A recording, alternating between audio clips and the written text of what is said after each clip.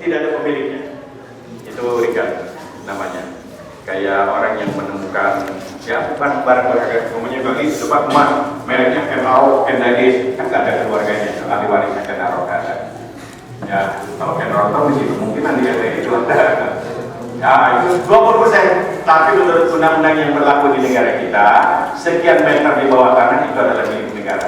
Jadi kita harus kembalikan kepada bagian bermasalah. Insya Allah kita mendapat piagam dari kertas.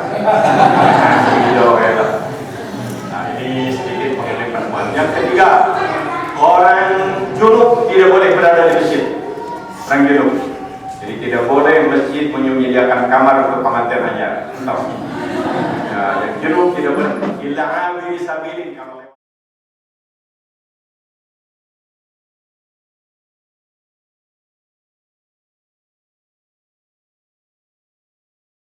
Assalamualaikum warahmatullahi wabarakatuh.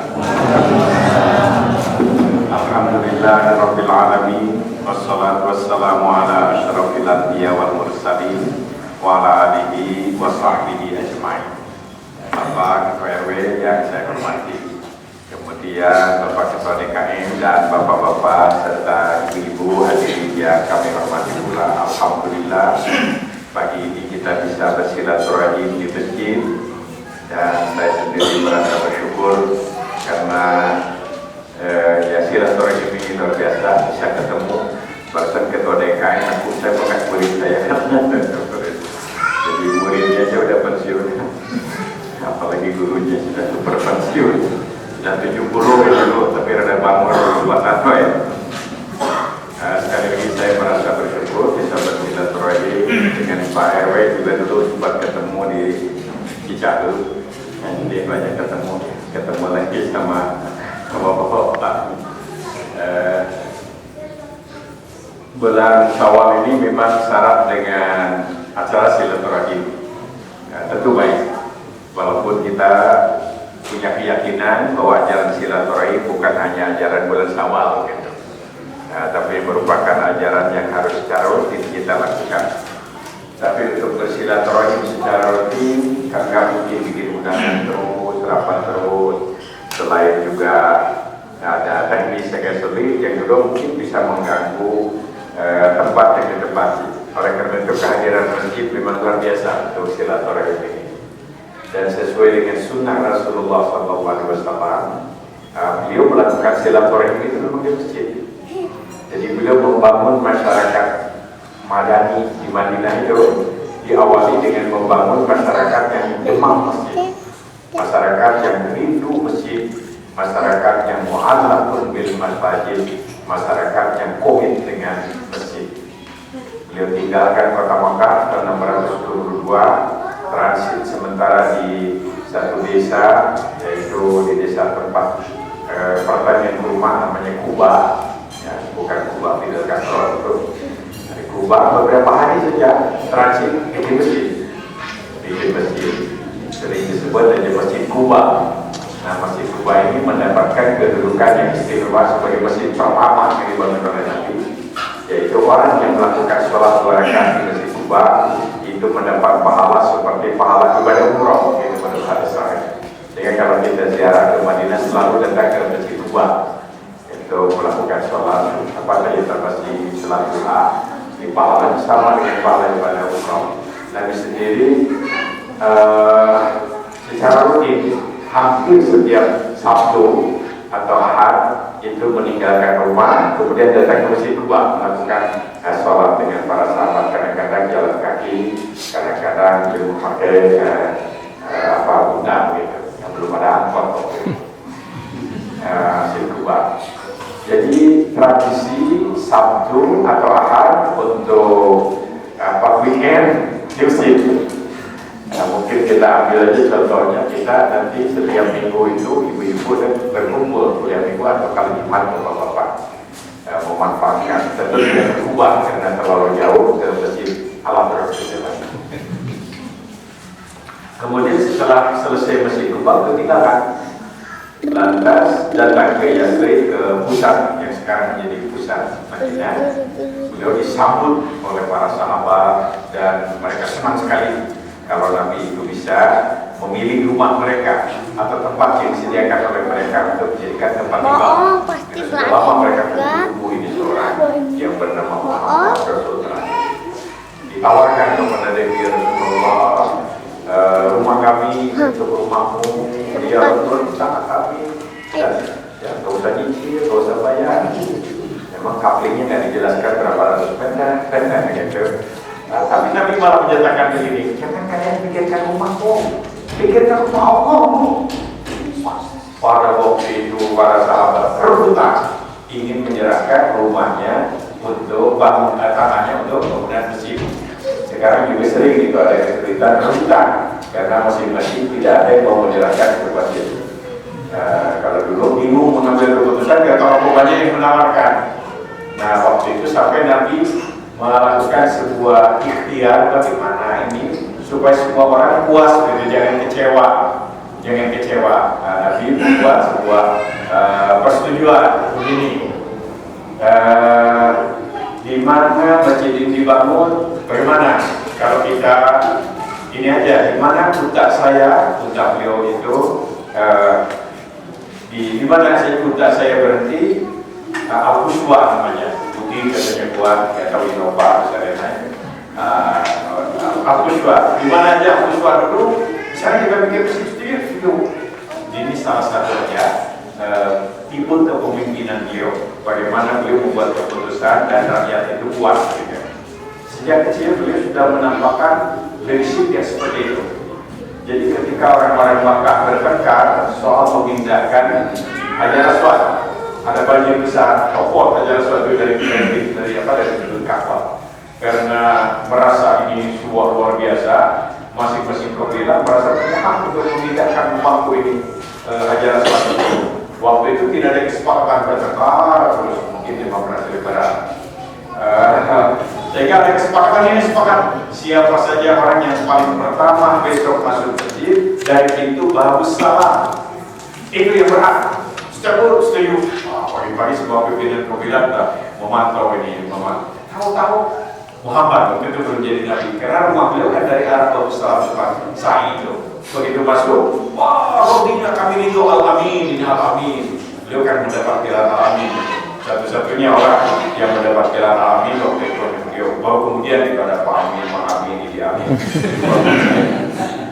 Amin ridho. Kenapa ridho? Karena semua orang sudah percaya ini orang baik. Gitu. Kalau orang yang tidak baik, mari kita tinjau kembali keputusan itu. Karena ingin memberikan kekuasaan itu. Tapi dia punya wewenang untuk mengambil sendiri tanggal. Tapi enggak, beliau ingin semua orang juga puas. Dicarinya oleh beliau kait cetaklah media dan mengatakan sahabat besar. Gelarnya pindahkan aja taruh di tengah. Ayo kita bawa sama-sama. Semuanya buat digotong. Anak-anaknya kan nggak mungkin sama-sama. Mereka puas. Ketika mengambil tempat masjid juga begitu. Banyak tawaran, tapi kemudian dipilih berdasarkan tadi. Kemudian setuju. Inilah sabda beliau yang masyhur itu populer, di mana pada setiap kita baca ada, yaitu sabda beliau yang terkenal. Man bana billahi masjidan banallahu baitan fil jannah. Barang siapa yang ikhlas membangun masjid, Allah akan menyediakan baginya gedung yang indah di surga. Rebutan ingin membangun masjid, semua berpartisipasi. Dia sendiri bikin waktu dan lain-lain. Nah, ini adalah sabda Nabi yang kemudian menjadi populer dan menjadi pegangan setiap pemimpin Khulafaur Rasyidin, baik Khulafaur Rasyidin yang 4, kemudian para pemimpin dari dinasti Umayyah selalu jadi pemimpin masjid. Bangun masjid. Nah, Nabi hadis masyhur, siapa saja yang membangun masjid, Allah akan menyediakan gedung yang indah di surga. Gedung di surga tidak usah dicicil dan tidak bisa dikontrakan. Nah, itu bisa disewakan. Itu memang disiapkan untuk kebaikan. Makanya ada jaminan dari Allah Subhanahu wa Ta'ala, yaitu tidak akan ada orang yang jadi miskin gara-gara membangun masjid. Gak ada orang menjadi fakir gara-gara membangun masjid, jadi sengsara gara-gara membangun masjid. Yang ada adalah justru sebaliknya. Allah dalam hadis qudsi menyatakan, perhatikan rumahku, ekonomi masjid, bukan menjadi perhatian aku.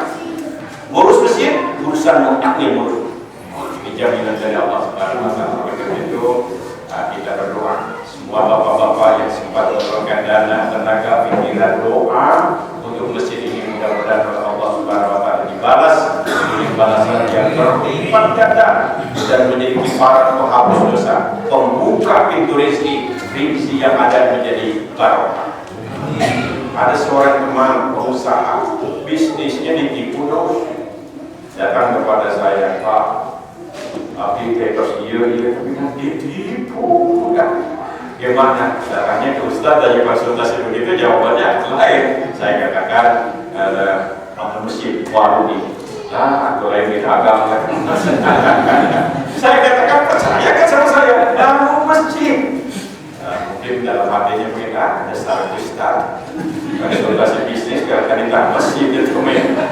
Ada cuma yang percaya diri, tidak doa nawar, doa nama gampang menyusul. Nggak tahu mungkin percaya, lama-lama mungkin mikir aku minta nipu. Rupanya dilakukan juga. Berapa kan dia bikin masjid? Setelah selesai masjid datang ke rumah, apa yang kirim jauh ke ruang ini, Pak, luar biasa. Aduh, ceritanya bisnis yang untung segala macam. Saya katakan itu bukan janji saya, janji Allah.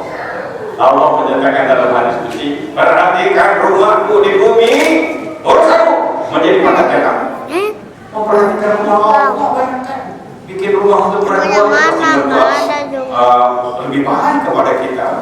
Kasih keterangan yang positif, segala rumah yang berkualitas dan lain-lain apa mungkin. Jadi apalagi rumah Allah kita harus yakin betul. Ayatnya sangat banyak dalam Al-Quran bahwa infak itu bisa menghapuskan dosa. Wakaf itu bisa mengangkat derajat dan harkat kita di sisi Allah dan di sisi manusia. Infak untuk masjid itu dikatakan sebagai jihad fisabilillah dan memberikan harta kita menjadi barakah. Arfik, urfik gitu harus bersih. Infakkan harta. Infakkan, aku yang akan mengganti. Ibu punya uang 50.000 lah, infak agar masjid 50.000 asas lebaran. 50.000. 2 hari 3 hari kemudian Bu, ada ibu lain datang. Ibu, tapi virus sama kenal. Bu, gila. Saya punya hutang sama ibu. Hutang apa? Udah ibu kau saya punya hutang 450.000. Apa kata ibu? Hanya kamu mau beri ke masjid. Jadi ke masjid jadi 400.000. Yang jelek kita. Manajemen apa tidak begitu. Kalau rezeki kita dibuka untuk rumah Allah, Allah membuka rezeki yang besar. Harus yakin. Ini manajemen Gusti Allah, berdasarkan manajemen murah. Itu dibuka rezeki, aku yang akan menggantinya. Aku yang tanggung jawab menggantinya. Jadi sekali lagi, mudah-mudahan amal kita berapapun yang sudah kita sumbangkan, itu adalah investasi abadi. Hari ini Bapak meninggal dunia, besok meninggal dunia, masjid dipakai untuk pakai jamaah, pahalanya ngalir terus. Pahalanya ngalir terus. Bikin rumah banyak nggak? Pahalanya nggak ngalir. Bikin apa saja nggak? Yang ngalir itu ada jadi pahala. Entah itu semen, entah itu kaca, itu yang ngalir terus. Walaupun sudah sekian ratus tahun kita meninggal dunia, ngocor terus. Luar biasa. Memang ini adalah wakaf. Sedekahul jariyah, sedekah yang mengalir pahalanya. Dalam hadis Bukhari, jaminan sahih. Setiap hari itu ada ratusan malaikat turun ke bumi. Dan ini kan bumi ya. Bumi ya, jadi turun ke bumi. Kerjanya apa? Berdoa. Ratusan malaikat berdoa. Isi doanya, ya Allah, limpah berkahi rezeki mereka yang infak pada hari ini. Maafkan mereka yang infak pada hari ini. Ampuni semua dosa orang-orang yang infak hari ini. Doa malaikat lebih ampuh daripada doa Ustaz. Ustaz kadang-kadang dia boleh tanya. Malaikat matahari, mereka bohong, mereka boleh. Nah, ini adalah luar biasa infak masjid. Oleh karena itu, pakai sedekah, insya Allah ya Allah ini. Amin ya Allah ya Allahumma yassir wa la tu'assir. Gusti gafil ke Gusti gafil. Kira aku bumi Gusti Gusti kan terus. Kira aku terisi semangat membangun masjid. Kita bersyukur presiden pertama bangun Istiqlal. Akhirnya Muhammad biasa bangun tengah-tengah kota sekian hektar, luar biasa Bengkaro.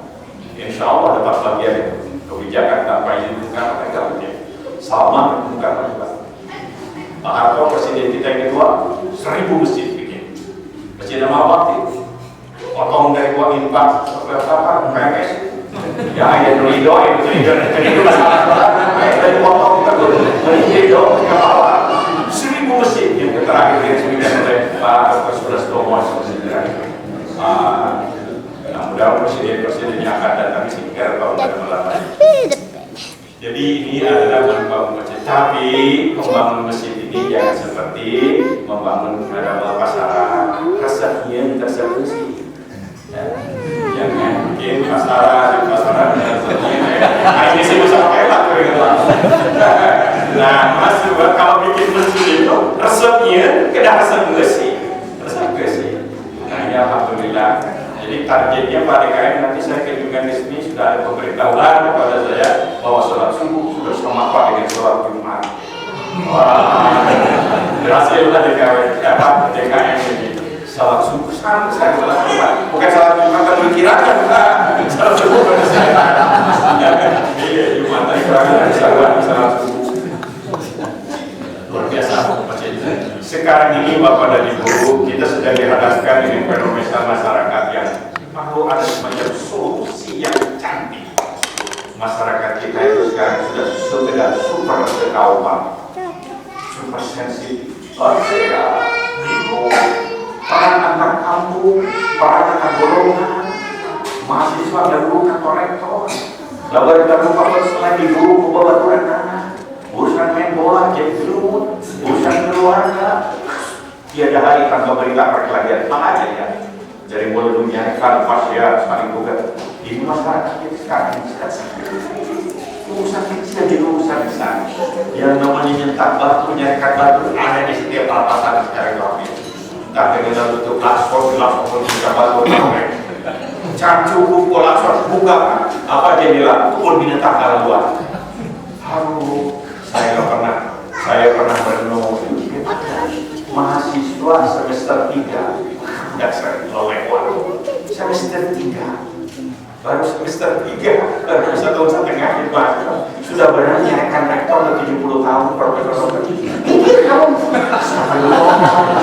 terjadi itu udah pikir kamu remonstran tak sakit itu tuh ikan walaupun saja ada rektor masih rektor ini mesti rektor masih ya. Nah ini, tapi kita nggak boleh ikut-ikutan dulu ya, capek bro. Tapi ini maksud saya harus ada solusi.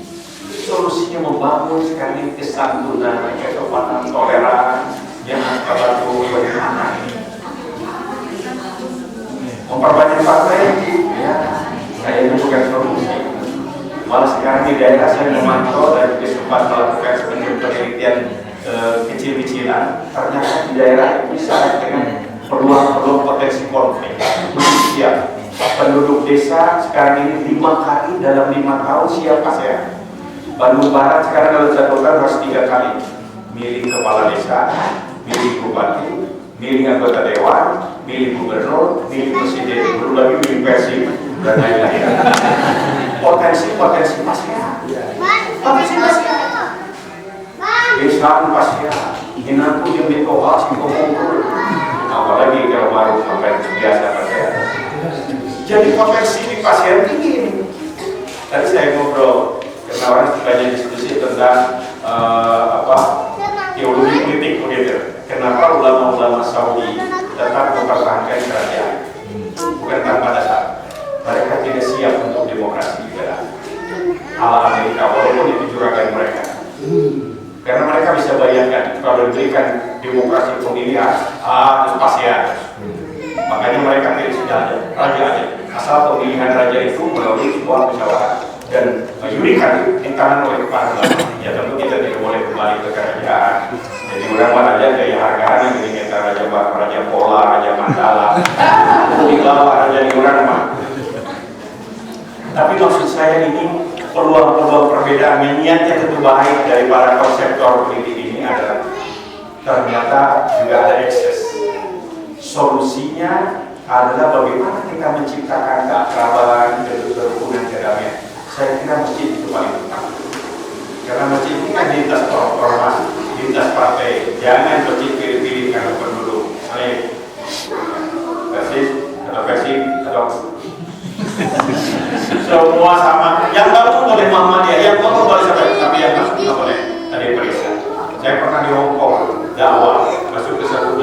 tanya dulu tapi mungkin sekarang kan. Sunni Syi'i, saya katakan Islam. Sunni Syi'i, Islam. Sunni Islam, nggak boleh masuk. Dia omong kalau dijadikan, tapi seringnya dia omong sendiri dan rumah. Jadi ini mesti Rasulullah SAW memberi contoh. Beliau sendiri setelah mau bikin masjid selesai, mau bikin rumah juga dengan masjid. Nah, kalau sekarang oleh Gubernur Hajat Al-Hajat itu disatukan jadi seolah-olah rumah beliau itu punya di dalam masjid, padahal bukan, itu di luar masjid. Berapa ukurannya waktu itu? Nabi membangun masjid 2 kali 2 meter. Kalau di kita kan 2 kali 2 meter itu ya SSS itu. Rumah sangat sederhana, tidak bisa saat. 2 meter sisa lahan. Lantas setelah Siti Aisyah bersama Nabi dibangun jadi 4 kali 4 meter. Sampai beliau wafat 4 kali 4 meter. Apakah itu sunnah Rasul? Kalau rumah 4 kali 4 meter enggak. Ini gambaran pada waktu itu karena beliau pada waktu itu berarti bahwa kita harus rumah. Tapi esensinya kan bukan itu. Beliau rumah, bagaimana beliau bersanding dekat dengan masjid sehingga kesehariannya masjid. Jadi orang-orang waktu itu selalu ketagihan ingin ke masjid.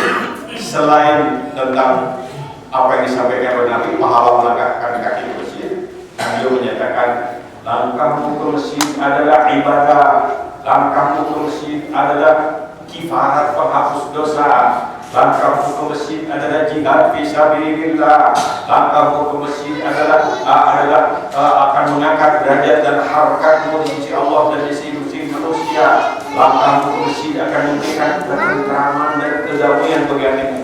Jadi rupanya banyak hikmah dari melangkahkan kaki ke masjid, menghapus dosa, mengangkat derajat, menenangkan dan lain. Jadi resep kehidupan modern adalah masjid. Beliau sendiri kalau selesai sholat hanya sebentar ke arah kiblat, selesai salat sering langsung ke arah jamaah, tidak lagi mengarah kiblat. Dan beliau menatap ini jamaah. Sering-sering beliau apa? Mana nih sahabat-sahabat ini? Mana sahabat ini? Kok di sini duduk? Oh ya Rasulullah, sahabat itu sedang di luar daerah, dia sedang bisnis. Kita doakan, mudah-mudahan dagangnya untung, bisnisnya berhasil, didoakan. Pada suatu waktu Nabi juga bertanya, sahabat ini kemana?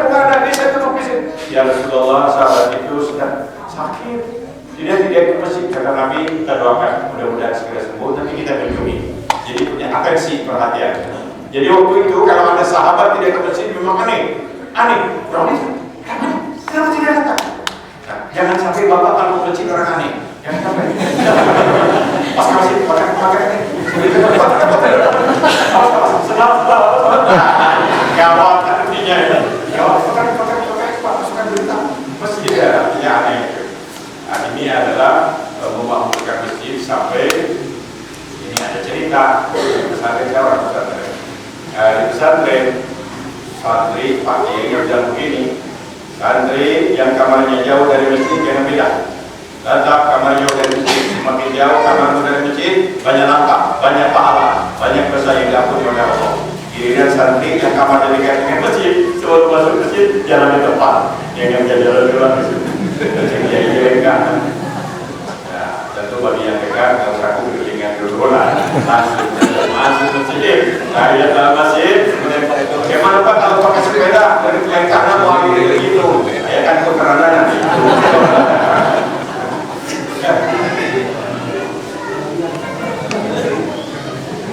Sejak tahun yang lalu, pada waktu itu Pak Alas masih Wapres mengambil inisiatif untuk mencairkan komunikasi antara tokoh-tokoh waktu itu. Pak Alas mengambil inisiatif dengan teman-teman untuk subuh bersama. Jadi keliling masjid Allah sekali masih apakah itu datang hanya sekarang saat subuh, kemudian ngobrol assalamualaikum. Karena mungkin kalau duhur kan di kantor, asar masih di kantor, maghrib macet di perjalanan, bisa mungkin ada tamu atau kerja. Subuh karena saya subuh malas. Lumur kerja tidak lagi kalau buat kerja subuh masih di kantor awan subuh. Jadi ini adalah resep membangun masyarakat. Rasulullah SAW pada waktu itu tentu membangun masjid ya sederhana. Tapi sekarang Masjid Nabawi sudah menjadi masjid, salah satu masjid termewah ya. Karena tiang-tiangnya itu kan ada ratusan, di atasnya dibungkus pakai emas kan. Emas ini bukan dari Semarang. Hampir setiap tiang itu mengeluarkan udara. Kalau musim panas itu udara dingin. Kalau musim dingin keluar udara hangat. Dikunci sumber AC-nya luar biasa. Saya tanya kepada teman saya kebetulan dari Sibiu, ini ini satu masjid Pak, bisa bikin satu masjid, satu tiang maksud Madinah itu bisa masjid kita di Jawa Barat satu masjid. Jauh dilapis emas bayangkan beberapa juta bisa harga satu masjid. Di bawahnya ada terminal, di bawahnya ada tempat wudhu, di bawahnya ada asrama tempat pegawai, ada tempat istirahat. Itu masjidnya bagus. Jadi masjid terbesar itu Masjidil Haram. Paling sekarang oleh Raja Abdullah diperluas sepersekian. Jadi akan menggunakan daya tampung hampir mencapai 3 juta bencana. Sekarang diperluas untuk Masjidil Haram. Nah ini saya sampaikan. Rasulullah SAW menetapkan 3 masjid sebagai masjid yang mesti dikunjungi, wajib bagi yang mampu dan anjuran bagi yang tidak, yaitu satu Masjidil Haram yang masjid tertua di dunia, yang kedua Masjidil Aqsa, masjid tertua kedua dibangun oleh Nabi Daud dan Nabi Sulaiman, dan yang ketiga Masjid Nabawi yang ada di Madinah. Sholat di masjidku ini dapat pahala lebih besar dibandingkan dengan sholat di tempat lain, kecuali Masjidil Haram. Menurut hadis yang sahih, sholat di Masjidil Haram pahala 100.000 kali, di Madinah 1.000 kali, kemudian di Masjidil Aqsa 500 kali, di Al-Abrar kami di Masjid Haram. Jadi beda sekali. Nah, karena kalau hanya sekali pahala kecil, harus sering tiap subuh jam ini berjamaah. Bangunan masjid sedikit saya sampaikan, tidak ada petunjuk secara khusus, tetapi secara umum ada aturan umum, konsep-konsep umum, norma-norma. Umpamanya karena masjid itu tempat sholat harus mengarah ke kiblat. Kiblat kita terpaksa masjidnya menjadi hidung ke kanan. Dulu kesalahan ketika menentukan derajat tentang itu apa kiblat itu. Apa-apa yang penting sholatnya. Tapi kalau awal ini baik, dan tadi saya masuk sini ya orang itu alhamdulillah ya sudah. Insya Allah kapan mau maruf. Lu merubah lagi kalau kami kiblat mengalih mulai kita mohon dari kapan itu. Jadi yang kedua, karena masjid itu untuk sholat berjamaah tentu harus ada tempat yang pantas untuk imam. Lagi kerau. Di Masjidil Haram tidak ada kerau karena ini kan. Masjid Nabawi ada keraunya kecil, ini lebih besar Masjidil Haram. Masjid Nabawi hanya untuk imaman, yang penting ada tanda bahwa ini arah untuk imam. Kemudian yang ketiga, karena masjid itu adalah berfungsi selain tempat sholat, artinya harus kondusif untuk sholat. Bisa lebih aman, bisa lebih khusyuk, bisa lebih mantap, lebih hikmat, gitu, harus seperti itu. Nah, jadi kalau berlima sampai kibrat, gitu, mantap, itu malah jadi kibrat. Kemudian nama masjid itu kan selain tempat sholat juga harus menjadi syiar. Jadi kalau orang datang tahu di masjid nih, jadi jangan sampai masjid keliru dengan budak, masjid keliru dengan swalaya, itu masjid pakai rasi. Harus ada identitas itu bisa nama Al-Abrar. Nah, masjid ya kira kemudian Al-Abrar juga. Pendeknya yang pakai itu kecuali Al-Qawar dan Al-Qutan. Tapi harus menggambarkan artinya sama. Seperti saya di Jatiwangi salat Ma'is salat asar waktu itu tidak sempat di jamaah asar. Satu masjid namanya Al-Baqarah, yang butuh ngarang Al-Baqarah sampai betina. Saya tanya, Pak, ini masjid Al-Baqarah? Iya, bukan Al-Baqarah. Ini nama surat yang kedua dalam hadis saking mohon. Kan kenapa kan nomor 2 nomor hiji atau Al-Fatihah? Al-Baqarah mana jadi ya sampai detik lah. Surat 14 walaupun pakai al juga. Al-Abrar baik, Al-Abrar pasti kebaikan kan. Kemudian ada yang pakai tanda. Ya kalau mau pakai Allah di kurungan 5 itu. Mana boleh aja. Karena Allah ada setuju ada tidak setuju. Macam mau dapat Allah pakai colok itu, jadi ada mau rukna, ada pakai bulat bintang, boleh. Yang penting menggambarkan ini adalah masjid, identitas fasilitas. Kubah, nah ini ada debatable di kalangan para arsitek itu. Kalau masalah Panuman itu bikin masjid paling banyak dapat turun di mana-mana karena masjid dari Bosnia di mana-mana. Beliau punya falsafah, boleh beda pendapat ya ini. Kalau beliau berpendapat masjid itu harus filosofinya berdoa ini. Nah, jadi tidak pernah pakai kubah pilih beliau, tapi arsitek lain bikin. Sekarang Pak Ridwan Kamil bikin masjid lain-lain dari itu. Ada pakai air di depan, pakai boleh sepanjang tentu saja tetap ini adalah menggambarkan identitas masjid. Jangan sampai terganggu sholat karena sholat harus khusyuk. Ya kalau dibikin menjadi depan cermin, mau khusyuk gimana? Cerminnya sendiri aja bikin bawahnya, kalau bikin serban mau khusyuk. Jadi jamin kekhusyukan harus aman. Ada prinsip lain dalam sebuah bangunan itu tidak boleh tafsir. Semua bangunan harus berfungsi. Tidak boleh ada mubazir. Tidak boleh israf berlebih-lebihan. Nah, bisa macam-macam berlebihan. Tapi tidak boleh prinsipnya berlebih-lebihan. Tidak boleh juga membahayakan. Yang membahayakan. Kemudian harus indah. Innallaha jamil yuhibbul jamal. Harus indah. Jadi resep tinggal. Resep dia masih begitu sampai begitu dia. Aduh, dia masih ingat. Tinggal ini gitu. Nah, kemudian bersih, harus contoh kebersihan. Nah, tentu masjid itu harus fungsional. Fungsi pertama untuk sholat tadi harus kira-kira sholat bisa lebih khusyuk. Kemudian yang kedua, masjid itu harus dijadikan tempat proses belajar dan mengajar, dakwah. Jadi harus memungkinkan. Sebab masjid kalau hanya untuk sholat jamaah, nanti habis subuh waktu syuruk libur kosong saya bubatin, nggak pakai sampai dengan dur. Jadi harus ada masjid juga bisa digunakan untuk pendidikan. Mungkin yang paling umum itu sekarang adalah TK, TPA, Taman Kanak-Kanak Al-Quran, TPA, Taman Pendidikan Al-Quran. Jadi semua anak di komplek harus terlibat untuk tahun Al-Quran. Oh, dan ini mau putra maaf, bapak begitu, segala rupiah, atas. Dan ini bapak-bapak yang sebut aja itu TK, Taman kakek-kakek Al-Quran. Bapak. Dan ini dari masjid ini harus mampu membebaskan orang dari buta huruf Al-Quran, kan? Boleh yang lain dunia dan lainnya. Pendeknya semua kegiatan boleh di masjid kecuali yang dilarang ada agama, nanti ada yang dilarang. Nah ini bangunannya harus indah, fungsional. Selain tempat ibadah, tadi syiar, tanda. Makanya masjid ke arah kiblat itu penting.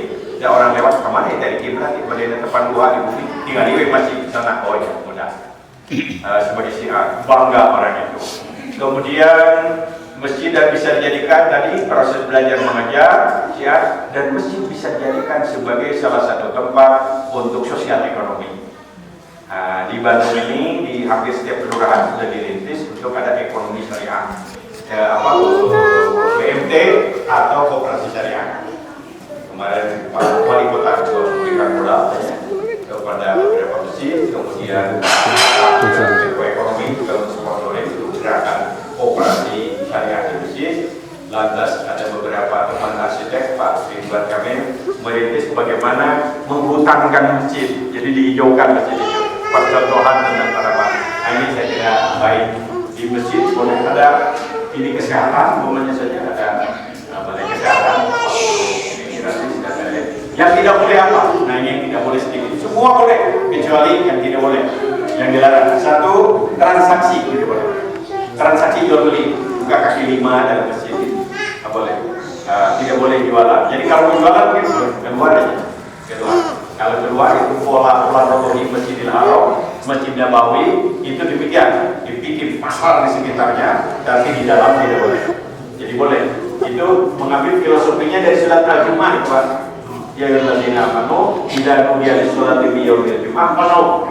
Kalau sudah terdengar azan, tinggalkan semua bisnis, masuk ke masjid, faidah udah selesai sholat Jumat, kemudian berlebaran, masuk lagi ke toko. Cuma kalau di Madinah dibukakan, ini tokonya tinggal tutup aja pakai kain, toko emas segala macam. Masuk ke masjid, nanti tinggal buka kain. Kalau di kita ditutup pakai kain, insya Allah habis. Ini adalah konsep tentang ekonomi, malah lobby bisnis boleh. Seminar tentang bagaimana bisa memberikan lapangan pekerjaan yang tidak boleh transaksi. Yang kedua, Nabi secara khusus melarang, waktu itu agak marah katanya Nabi, karena ada seorang sahabat sibuk mencari barang hilang. Barang hilang kata Nabi, masjid tidak dibikin untuk cari barang hilang, cari sendiri, barangkali kembali waktu batur. Nah, mungkin sebabul gururnya itu, mungkin sahabat itu agak mengganggu orang lain. Oh, udah saya hilang, nah ini jadi kalau ada makalah hilang, terdapat fikih dan fikih tidak boleh mencari-cari barang hilang. Jadi kalau mencari sendiri, semua bisa dilibatkan orang lain. Tapi kalau mengumumkan penemuan barang boleh, menolong. Dalam ditemukan sebuah jam Rolex di tempat dulu kepada jemaah yang merasa kehilangan jam Rolex, silahkan hubungi DKM, kami tunggu sampai jam 12. Kalau setelah selesai jam 12 tidak diambil, berarti milik DKM. Atau gitu-gitu teori itu hadis. Jadi di Salman, saya ketua Salman itu dalam berapa tahun terkumpul kacamatanya, bukan penumpuk kacamatanya di Bingsi, Ambo, Sinai Rumahku, dijual ke sebarang jadi itu namanya artinya kan lukotoh. Ada dua aturan dalam agama, ada lukotoh, ada rikah. Kalau lukotoh itu penemuan barangnya pasti ada pemiliknya. Kalau itu harus dikembalikan. Kalau sudah dicari ininya nggak ada, kalau dulu lebih dibatasi sekian bulan, tapi sebetulnya bukan itu. Yang penting perkiraan sudah sampai informasinya, nggak bisa menjadi milik. Kalau kita di jalan menyebabkan menemukan satu karung menyecobro semua, kan kalau dibiarkan malah mubazir, boleh ambil aja itu, bagikan. Ya di waktu Jumat, ayo kita comro. Kalau ada kalau ada yang pemiliknya datang, masing-masing bertanggung jawab, balik ke diri aja. Nah, karena tidak boleh dimiliki, karena itu lukotoh. Kecuali di Masjidillah, di Mekah Madinah itu kalau kita menemukan barang itu tidak boleh mengambil barang hilang kecuali tanggung jawab mengembalikan. Jadi jangan nanti ada barang diambil aja, apa sudah lagi ini kan, harus dikembalikan, harus nggak boleh dibawa ya. Nah, maka di sana sudah ada corner khusus ketika Masjidil Haram itu tempat penitipan. Jadi kalau kita hilang barang itu ke dekat tempat saya di Mekah. Datang di sana tinggal lihat aja, perlihatkan paspor atau tanda ini saya hilang barang ada. Biasanya kalau tas gitu kartu merah, tapi kalau artos saya oke terus saya samping di situ. Jadi itu di Masjidil Haram. Jadi itu lukotoh. Kalau rikas lagi. Kalau rikas itu kita menemukan barang, pemiliknya pasti ada, tapi pemiliknya sudah nggak ada. Bapak ibu bikin sumur di sekian ratus meter bikin sumur, tahu-tahu menemukan emas asli ibu bukan dari Semarang. Emas Semarang asli itu boleh diambil, tapi zakatnya 20% dikasih harta penemuan namanya apa? Rasanya mungkin nggak ada jalan lagi boleh gitu. Tapi setelah jenuh syariah di masjid aja nggak boleh, ada panilah. Kemudian selanjutnya ada lagi tidak boleh melakukan tindakan kekerasan di dalam masjid, seperti pelaksanaan hukum pidana. Cambuk penyelidikan Islam tidak boleh. Nah, kalau hukum pidana yang dibenarkan cambuk tidak boleh, apalagi kekerasan yang di luar aturan hukum. Tidak boleh mencuri sandal, membawa alat masjid hubungan rame-rame, tidak boleh. Tidak boleh tindakan kekerasan. Jadi orang kalau sampai berkelahi di masjid itu dosa besar. Nabi pernah melarang seorang sahabat masuk masjid karena dia baru makan bawang. Karena dibersihkan dulu mulut bawang. Jadi kalau bawang tidak boleh, saya kira jengkol dan pete sama. Bau bedre, bau jengkol, cuci apa, sosok gigi dulu baru bersih. Ini bisa dianalogikan sebetulnya rokok. Walaupun tidak ada dalilnya. Tahu ngerokok di dalam masjid. Tapi kapan saya kadang ngerokok yang tidak. Jadi itu karena memang tidak ada dalilnya soal rokok. Yang bilang tidak ya rokok ada dalilnya semua ya. Jadi yang pendeknya ke masjid itu dalam keadaan suasana yang memungkinkan nyaman gitu. Ini beberapa hal yang berkaitan mengeluarkan suara keras, kecaukan di masjid tidak boleh. Itu yang selain itu bagaimana kalau hiburan? Ya terkait hiburan. Kalau hiburannya yang baik yang Islami, umpamanya saja baca puisi Taufik Ismail umpamanya, ya boleh saja. Tapi kalau alat musik, walaupun tidak ada secara jelas, bahkan di zaman Nabi pernah Siti Aisyah nonton tawanan perang bermain musik gitu. Main musiknya tentu hanya itu rabana atau ini terbang, penerbang yang tidak pernah terbang. Itu ditonton oleh Siti Aisyah. Tapi untuk sekarang barangkali kita perlu pertimbangkan masalah kenapa mesti di masjid, masih ada di tempat lain. Tapi kalau sekadar hal-hal seperti puisi, kombinasi dan lain-lain tidak dilarang. Sepenuhnya tergantung kepada kemaslahatan. Kalau dengan itu jamaah jadi puluh, jangan. Jamaah jadi puluh. Dulu tahun 70-an Salman masuk itu gitar. Gitar itu. Tapi sekarang sudah tahu jangan. Sekarang nggak usah pakai gitar lagi. Kalau pasar Jawa, orang sudah pada datang ke masjid dengan khutbah yang baik, dengan imam yang baik, dan seperti tadi yang saya katakan, para sahabat itu ketagihan ingin datang ke masjid, selain pahala juga ingin ketemu dengan Nabi, ingin salaman dengan Nabi, ingin dialog dengan Nabi, ingin mendapatkan tausiah besar-besar moral dari Nabi, ingin mereka mendengar bacaan sholat yang dibaca oleh Nabi dengan suara yang baik, dengan makhraj yang optimal. Nah ini juga penting, hal-hal yang seperti ini yang dicontohkan oleh Rasulullah SAW, sehingga mereka ketagihan ingin datang ke masjid, ingin bertemu dengan Nabi, ingin berdialog dengan Nabi, ingin melihat wajah Nabi, ingin ketemu dengan sahabat, ingin silaturahim. Jangan sampai orang itu datang ke masjid kapok gitu. Sekali ke masjid malah ingin merusak, sekali sholat dan selesai asal lagi. Misalnya mungkin tadi datang tidak usah karena imam. Kemudian buat kali bacaan imam, salawat ini coba bantu datang terus lihat. Nah ini adalah beberapa hal yang berkaitan dengan membangun masyarakat madani, diawali dengan membangun masyarakat yang demam masjid, rindu masjid. Kalau kita datang ke masjid, Bapak dan Ibu, kita bertamu kepada Allah. Shahibul Baitnya bukan DKM. DKM itu khadam masjid. Shahibul Baitnya adalah Allah. Yang memberi hidangannya adalah Allah. Rahmat Allah, barakah Allah, maghfirah Allah. Makanya orang-orang yang demam masjid dijanjikan oleh Al-Quran surat At-Taubah, fa'asa ulaika ayyakunu minal muhtadin, dijamin dapat hidayah dan petunjuk. Solusi spiritual melalui masjid. Punya anak ada masalah, ada problem, hati-hati, narkoba itu adalah gunung katanya. Itu yang terberita sebetulnya 1000 ke bawahnya. Sehingga bagaimana untuk menenangkan, bawalah ke masjid untuk berdialog di masjid, berzikir di masjid, aktivitas di masjid. Kita juga yang sedang menghadapi banyak problem keseharian ingin tenang, datanglah ke masjid. Ingin menghapuskan dosa pahala karena dulu sedang muda banyak dosa, banyak kesalahan, tukang mogok, tukang taruh, tukang tapi guguling. Dan sekarang ingin kembali kepada Allah, bertobatlah di masjid. Taubat yang paling baik itu di masjid, zikir yang paling baik di masjid, dan kemudian doa yang paling banyak dikabulkan oleh Allah adalah doa di masjid. Sholat berjamaah, fardu yang paling baik adalah di masjid. Membangun masyarakat dilatih di masjid. Di masjid ada imam.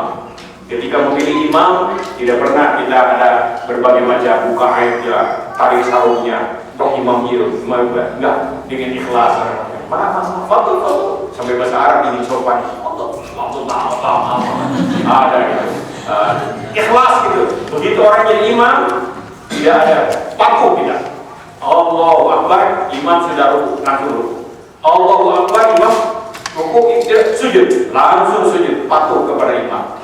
Begitu dalam bermasyarakat, patuh kepada pemimpin, karena pemimpinnya dipilih dengan ridho kita. Ada kriteria, karena fungsinya imam, tentu bacaan sholatnya harus baik, tahulah aturan tentang imam. Kalau kira-kira ilmu pada sama, ada senioritas yang tua usia juga sama, ada yang biasa di sana. Jadi kalau saya datang di sini, yang paling berhak bukan saya, walaupun saya ketua MUI, yang imamnya di sini, karena yang paling tahu. Ini makmumnya dosisnya dosis inna atau inna, sabihis, asal surat al-muluk begitu. Nanti saya baca inna atau inna, mendingan dulu karena biasanya baca panjang itu juga gawe kan, panjang dulu syaratnya. Nah jadi yang tahu kondisi makmum biasa tempat. Jadi wajib patuh. Tapi kalau imam itu salah, akan fikih. Kunci sama fikih kepemimpinan diambil dari fikih sholat. Ketika imam salah, tidak boleh dibiarkan. Salah bacaan, luruskan bacaannya. Maka dianjurkan didikan imam itu orang-orang yang kira-kira bisa meluruskan bacaannya. Kalau di Masjidil Haram 3-5 itu hafid belakang imam. Begitu sudah langsung bunyinya. Jadi jangan-jangan Masjidil Haram mencatat imam, nggak bisa. Harus hafal Quran dulu. Hafid itu sudah ada timnya itu. Jadi memang ada di bisa mengoreksi. Kalau imam bacanya salah diluruskan. Dia baca kuliahnya tamat-tamat imam tak kudu matang betul wala nafidu ma batum wala nafidu ma batum jangan diantar yang mudah harus tetap walaupun di ruku jangan tersebut apa tambah bingung imam baca yasin lagi yasin tadi nama yang gaya yasin nah makmum baca Al-Quranil Hakim yang subhanallah nanti imamnya kan yasin subhanallah salah, koreksinya salah harus bacaannya tapi kalau struktur salah rakaat kedua imam mestinya duduk tasyahud awal ini tahu berdiri jangan dibiarkan langsung subhanallah artinya maha suci Allah kesimpulan imam saya salah itu imamnya cerdas kalau makmum bilang subhanallah imam ngambek ini imamnya tidak cerdas subhanallah yang cicing kesalahannya imam tapi mengoreksinya itu santun maha suci Allah. Nah, apa dalam fikih kepemimpinan kalau pemimpin salah pegang tangannya bawa ke tempat suci berbisiklah kamu jangan dibuka air jadi buka Allah. Luar biasa ketika kepemimpinan. Tapi kalau dia koruptor itu kalau bagaimana kalau salah sedikit jangan sampai pemimpin hanya salah sallallahu alaihi wasallam terus diberitahu kepada pemimpin namanya Allah sallallahu alaihi wasallam dia hilang dan beritahu subhanallah maha suci Allah tidak boleh makmum itu karena imam salah mengatakan imam salah walaupun sambil muncul mengatakan harus tapi kalau imam itu salahnya prinsip merusak konstitusi sholat pokoknya sarungnya jatuh batal ini melanggar konstitusi nggak bisa subhanallah samping mana dengan seribu subhanallah samping tetap dihantam apalagi kalau sampai batal ini gimana itu tidak usah koreksi lagi makmum yang paling dekat orang kedua maju ke depan nggak mau sini boleh sikut sedikit ini terus batal bagaimana nggak usah dimulai dari bismillah ulangi satu ayat yang pada waktu jadul tadi ini siratal mustaqim ulangi ini siratal mustaqim siratal ladzina an'amta alaihim yang di belakang nggak usah tahu dan nggak usah diulang terus selalu dibuka karena imam kepodosan jadi tak masalah pergantian tidak salah itu naik orang sama kalau kita sedang jadi imam batal nggak usah kita ngejorok enggak batal batuk atau ada yang keluar nah yang di belakang maju ke depan luar biasa bagaimana komunikasi dengan pemimpin meluruskan pemimpin kalau konstitusi yang dilanggar harus ganti tapi baik-baik saja lah nggak usah tarik-menarik melangkah ke depan langsung dilanjutkan kalau kita batal kita harus sadar sendiri nggak boleh saya lagi ibadah mungkin batal jadi saya batal nggak boleh makanya jadi baik Pak ada pintu di sini untuk menjaga imam kepodosan. Kalau misalnya kan melanggar nanti nggak boleh dia kejauhan imam pasti itu jadi keluar dari masuk keluar dulu jadi makmum. Nah memang celakanya kalau imam itu batalnya ketika sujud terpaksa. Ini orang di luar terang resiko tidak boleh dari belakang kalau dari belakang itu namanya demonstrasi. Bisa terjadi demonstrasi karena level pertama tidak mengganti dicari sini ketika imam batal terpaksa dari luar dari belakang sama demonstrasi. Jadi ini luar biasa pelajaran dari ibadah sholat. Jadi Bapak dan Ibu program kita faidah faholta fansol kalau selesai mengakhiri sebuah masa tugas tegak kembali melaksanakan takbir masjid menjadi ahlul masjid. Insyaallah kalau kita menjadi ahlul masjid dosa, kesalahan kita banyak diampuni oleh Allah. Insya Allah juga rumah kita tambah barokah. Rumah yang paling dicintai oleh Allah adalah komplek rumah yang di sana ada tempat sujud, alhamdulillah ada. Dan mudah-mudahan dapat secepatnya ini bisa selesai, kemudian juga berfungsi, dan semua kita insya Allah akan mendapatkan rahmat barokah dari kehadiran rumah Allah. Bapak dan Ibu, barangkali ini yang bisa saya sampaikan. Kebetulan ini ada hari Ahad itu dapat saja caranya agak panjang terus ada di tempat lain. Jadi saya mohon maaf apabila ada hal-hal yang kurang berkenan, dan mohon sekaligus pamit untuk berangkat ke tempat lain. Terima kasih. Wassalamualaikum warahmatullahi wabarakatuh.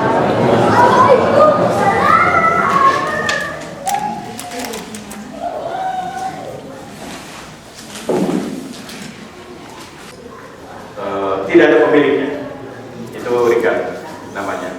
Kayak orang yang menemukan ya barang-barang umumnya bagi tempat emas mereknya Kenaro, Kendadis, kan nggak ada keluarganya, ahli warisnya Kenaro kan ada. Ya kalau Kenaro tahu di situ mungkin dia kayak itu ada. Ya itu 20%, tapi menurut undang-undang yang berlaku di negara kita, sekian meter di bawah tanah itu adalah milik negara. Jadi kita harus kembalikan kepada bagian bermasalah. Insya Allah kita mendapat piagam dari kertas. Nah ini sedikit mengenai penemuan. Yang ketiga, orang junub tidak boleh berada di masjid. Orang junub. Jadi tidak boleh masjid menyediakan kamar untuk pengantin hanya.